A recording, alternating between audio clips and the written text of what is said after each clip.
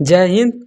रख हौसला वो मंजर भी आएगा, प्यासे के पास चलकर समुंदर भी आएगा। रख हौसला वो मंजर भी आएगा, प्यासे के पास चलकर समुंदर भी आएगा। थक कर न बैठे मंजिल के मुसाफिर, मंजिल भी मिलेगा और मिलने का मज़ा भी आएगा। तो स्वागत है आप सभी का आपके अपने यूट्यूब चैनल अपना क्लासेस में। आज की इस वीडियो में हम लोग पढ़ने वाले हैं बिहार बोर्ड कक्षा 10वीं के साइंस के बहुत बहुत इंपॉर्टेंट प्रश्न, जो कि कई बार परीक्षा में पूछा गया है। तो वीडियो को पूरा देखना है, वीडियो को पूरा नहीं देखिएगा तो पछताइएगा, क्योंकि ये सभी परीक्षा में कई बार पूछा गया है। तो वीडियो को पूरा देखना है। तो आज का आपका पहला प्रश्न हो जाएगा। आज का आपका पहला प्रश्न है, पित्तल किसका उदाहरण है? पित्तल किसका उदाहरण होता है? मिश्र धातु तो मिश्र धातु का होता है। किसका किसका मिश्र धातु होता है? तांबा और जस्ता का। तो बिल्कुल सही है, तांबा और जस्ता का मिश्र धातु होता है पित्तल। तो आपको ध्यान में रखना है पित्तल क्या है, तो एक मिश्र धातु है जो कि तांबा और जस्ता का मिश्र धातु होता है। आपको ध्यान में रखना है। आपका अगला प्रश्न है, निम्नलिखित में से किस धातु पर वायु का प्रभाव नहीं पड़ता है? सोडियम पर। सोडियम पर, बिल्कुल सही है। सोडियम पर वायु का प्रभाव नहीं पड़ता है। और किस लिए नहीं पड़ता है? क्योंकि उसे सोडियम जो होता है ना, उसे केरोसिन में डुबो कर रखा जाता है, क्योंकि वो बहुत अभिक्रियाशील धातु होता है, इसीलिए उसे केरोसिन में डुबो कर रखा जाता है। तो आपको ध्यान में रखना है। जैसे लोहा हो गया, लोहा ये सब हो गया ना, कि ये सब वायु में अभिक्रिया करता है। तो आपको ध्यान में रखना है। आपका अगला प्रश्न है, वर्ग एक के तत्व कहलाते हैं आवर्त सारणी में जो होते हैं, उसमें वर्ग एक के तत्व क्या कहलाते हैं? क्षार धातु। तो क्षार धातु, बिल्कुल सही है। वर्ग एक के जो तत्व होते हैं क्षार धातु कहलाते हैं, और वर्ग दो का होता है जो क्षारीय मृदा धातु कहलाते हैं। तो आपको ध्यान में रखना है। आपका अगला प्रश्न है, अधातु के ऑक्साइड जल में घुलकर बनाते हैं। अधातु के ऑक्साइड जल में घुलकर क्या बनाते हैं? अम्ल। अम्ल, बिल्कुल सही है। अधातु के जो ऑक्साइड होती है जल में घुलकर अम्ल बनाते हैं। बात करें अम्ल की, तो अम्ल का पीएच मान कितना होता है? 7 से कम। 7 से कम, बिल्कुल सही है। 7 से कम रहेगा उसका पीएच मान अम्ल कहलाएगा, और 7 के बराबर रहेगा उदासीन रहता है, और 7 से ऊपर जाएगा तो क्षारीय क्षार कहलाएगा, क्षार या भस्म कहलाता है। 7 से ऊपर क्षार या भस्म कहलाएगा, और 7 से नीचे अम्ल कहलाएगा, और 7 के बराबर रहेगा वो उदासीन रहता है उसका पीएच मान सब। आपका अगला प्रश्न है, बॉक्साइट निम्न में से किस धातु का अयस्क है? बॉक्साइट निम्न में से किस धातु का अयस्क है? कई बार परीक्षा में पूछा गया है कि बॉक्साइट किस धातु का अयस्क होता है? एल्युमिनियम। एल्युमिनियम का, बिल्कुल सही है। बॉक्साइट एल्युमिनियम का अयस्क है। आपको ध्यान में रखना है, कई बार परीक्षा में पूछा गया है। आपका अगला प्रश्न है, अक्रिय तत्व कौन है? अक्रिय तत्व कौन है? 4 ऑप्शन दे देगा और पूछेगा आपसे कि अक्रिय तत्व कौन है। हीलियम। तो हीलियम, आपको ध्यान में रखना है हीलियम। अक्रिय तत्व कौन कौन हो गया मैं बता रहा हूँ, उसे नोट कर लीजिए। Helium, neon, argon, krypton, xenon, radon, ये सभी अक्रिय गैस है। तो आपको इसे नोट कर लेना है। हो सकता है हीलियम के जगह नियॉन, आर्गन, क्रिप्टॉन ये सभी दे सकता है। तो ध्यान में रखिएगा कि कौन कौन अक्रिय गैस होता है। तो आपको नोट कर लेना है, वीडियो को रोक कर नोट कर लीजिएगा कि कौन कौन अक्रिय गैस होता है। Helium, neon, argon, krypton, xenon, radon, ये सभी अक्रिय गैस है। और अक्रिय गैस को नोबल गैस भी कहा जाता है। और ये समूह 18 के तत्व होते हैं। समूह 18 के तत्व होते हैं, ये सभी परीक्षा में पूछे जाते हैं। समूह 18 के जो तत्व होते हैं उसे शून्य तत्व भी कहा जाता है। तो सभी बातों को नोट करते हुए चलिएगा। आपका अगला प्रश्न है कि सिरका में निम्न में से कौन सा अम्ल पाया जाता है? सिरका में निम्न में से कौन सा अम्ल पाया जाता है? एसिटिक अम्ल। एसिटिक अम्ल, बिल्कुल सही है। सिरका में एसिटिक अम्ल पाया जाता है। तो आपको ध्यान में रखना है। आपका अगला प्रश्न है, सीएनजी का पूरा नाम है। सीएनजी का पूरा नाम क्या होता है? प्राकृतिक गैस, नेचुरल गैस। तो आपको ध्यान में रखना है कि सीएनजी का पूरा नाम होता है संपीड़ित प्राकृतिक गैस। सीएनजी का पूरा नाम होता है संपीड़ित प्राकृतिक गैस। Petrol, natural gas. जी हाँ, नेचुरल गैस, प्राकृतिक गैस यानी नेचुरल गैस।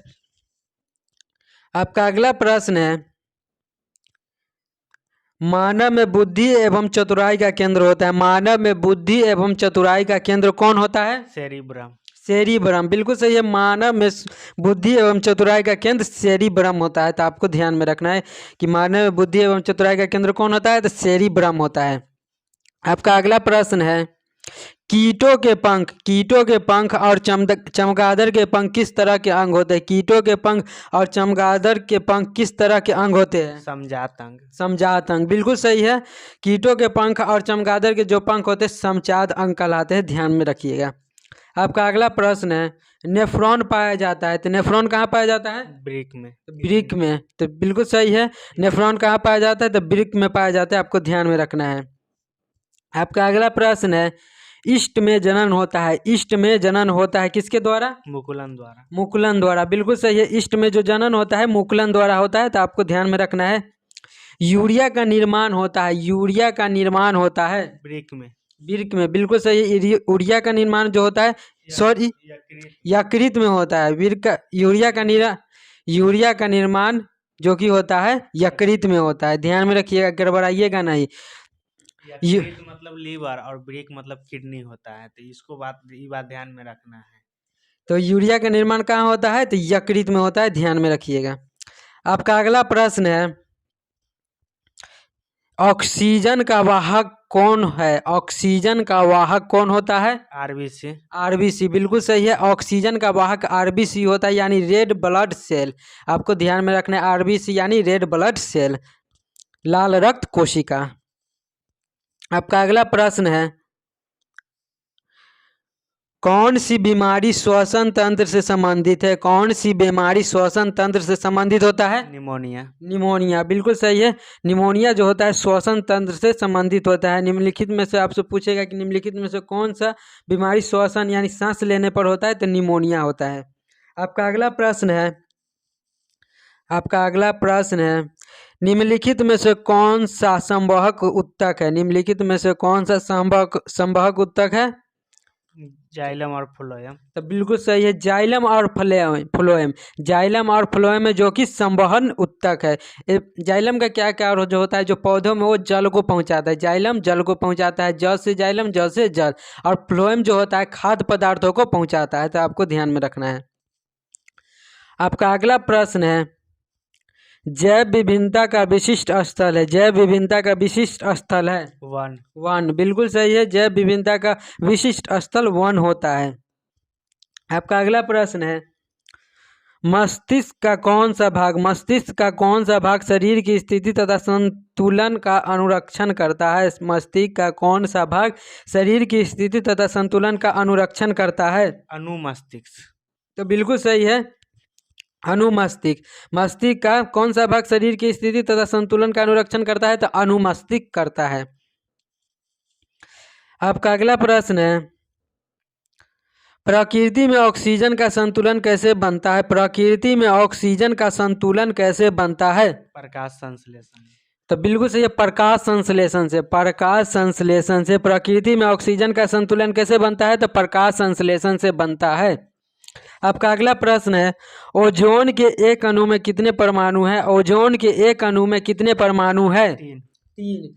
बहुत इंपॉर्टेंट प्रश्न है और कई बार परीक्षा में पूछा गया है कि ओजोन के एक अणु में कितने परमाणु होते हैं? तो 3। आपको ध्यान में रखना, 3 परमाणु होते हैं। ओजोन के एक अणु में 3 परमाणु होते हैं। ओजोन परत को पृथ्वी का सुरक्षा कवच कहा जाता है। ओजोन परत को पृथ्वी का सुरक्षा कवच कहा जाता है। आपसे प्रश्न पूछ सकता है कि पृथ्वी का सुरक्षा कवच किसे कहा जाता है? तो ओजोन परत को। ओजोन परत जो होता है सूर्य से आने वाली पराबैंगनी किरणों को पृथ्वी पर आने से रोकता है, इसीलिए ओजोन परत को पृथ्वी का सुरक्षा कवच कहलाता है। जो पराबैंगनी किरण सूर्य से निकलता है और पृथ्वी तक आता है उससे त्वचा कैंसर होता है। तो ध्यान में रखिएगा इस सभी बातों को कि सूर्य से निकलने वाली पराबैंगनी किरणों से कौन सा रोग होता है, प्रश्न पूछा जाता है, तो त्वचा कैंसर होता है। आपका अगला प्रश्न है, हीमोग्लोबिन की कमी से क्या होता है? हीमोग्लोबिन की कमी से क्या होता है? एनीमिया, बिल्कुल सही है। हीमोग्लोबिन की कमी से एनीमिया रोग होता है, आपको ध्यान में रखना है। हीमोग्लोबिन सबसे ज्यादा एनीमिया जो होता है पालक खाने से वो दूर होता है, क्योंकि उसमें लोहा की मात्रा रहता है भरपूर। आपका अगला प्रश्न है,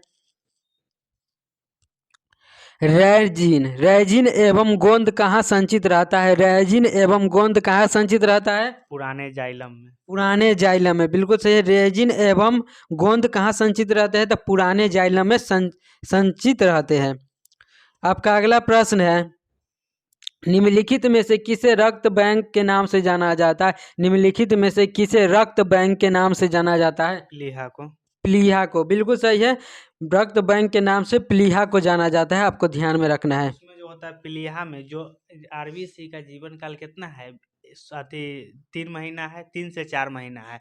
तो 3 से 4 महीना जो उसका जीवन काल है, तो उसके बाद जो डेड हो जाता है, तो डेड हो जाता है ब्लड, तो वो ब्लड जा करके प्लीहा में रुकता है, तो इसीलिए उसको रक्त बला अति बैंक के नाम से उसे जाना जाता है।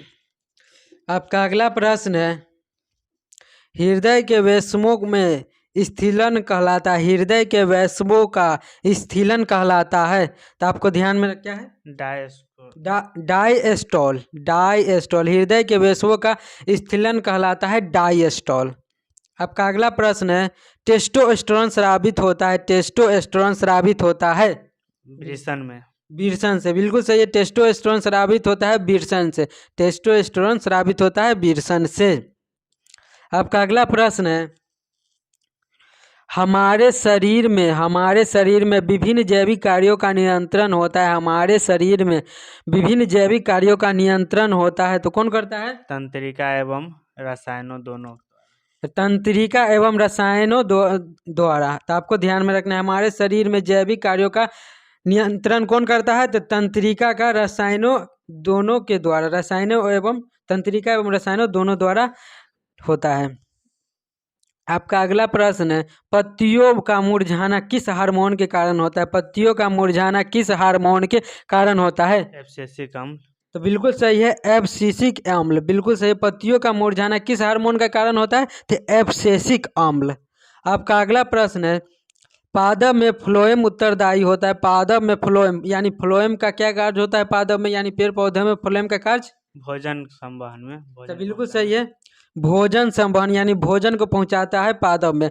पादप में फ्लोएम का कार्य क्या होता है? तो भोजन को संवहन करता है।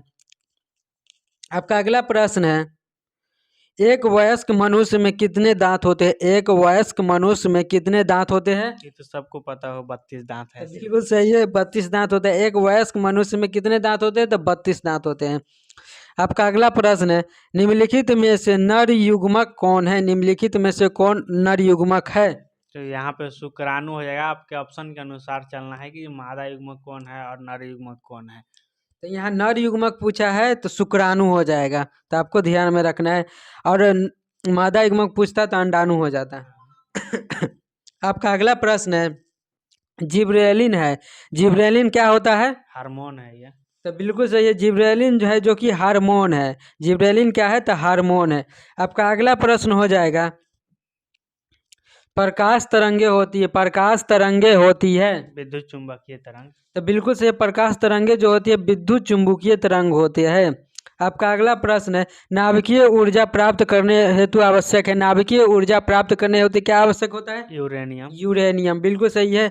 नाभिकीय ऊर्जा प्राप्त करने हेतु यूरेनियम की आवश्यकता होती है। जो बड़े बड़े पावर प्लांट होते हैं, न्यूक्लियर पावर प्लांट, उसमें यूरेनियम का प्रयोग करके ही बिजली बनाया जाता है। और यूरेनियम का प्रयोग करके ही परमाणु बम भी बनाया जाता है। परमाणु बम भी यूरेनियम में लगता है। यूरेनियम में लगता है परमाणु बम, यानी परमाणु बम में यूरेनियम लगता है, उल्टा हो गया था। आपका अगला प्रश्न है, आपका अगला प्रश्न हो जाएगा, विद्युत ऊर्जा का व्यापारिक मात्रक है। विद्युत ऊर्जा का व्यापारिक मात्रक क्या होता है? यूनिट। यूनिट, बिल्कुल सही है। विद्युत ऊर्जा का व्यापारिक मात्रक यूनिट होता है। आपका अगला प्रश्न हो जाएगा, आपका अगला प्रश्न है, आपका अगला प्रश्न है, जठर रस का पीएच मान कितना होता है? जठर रस का पीएच मान लगभग कितना होता है? 1.2। 1.2, तो बिल्कुल सही है। जठर रस का पीएच मान 1.2 होता है, तो आपको ध्यान में रखना है। भोजन का पाचन किस प्रकार की अभिक्रिया है? भोजन का पाचन किस प्रकार की अभिक्रिया है? उपचयन अभिक्रिया। कई बार परीक्षा में पूछा गया है कि भोजन का पाचन किस प्रकार की अभिक्रिया होता है, तो उपचयन अभिक्रिया होता है, आपको ध्यान में रखना है। तो ये था कुछ इम्पोर्टेंट साइंस के कुछ इम्पोर्टेंट ऑब्जेक्टिव प्रश्न जो कि बहुत बहुत इंपॉर्टेंट प्रश्न है। ये सभी प्रश्न कई बार परीक्षा में पूछा गया है, तो इन सभी बातों को आपको वीडियो को रोक रोक कर नोट कर लीजिएगा।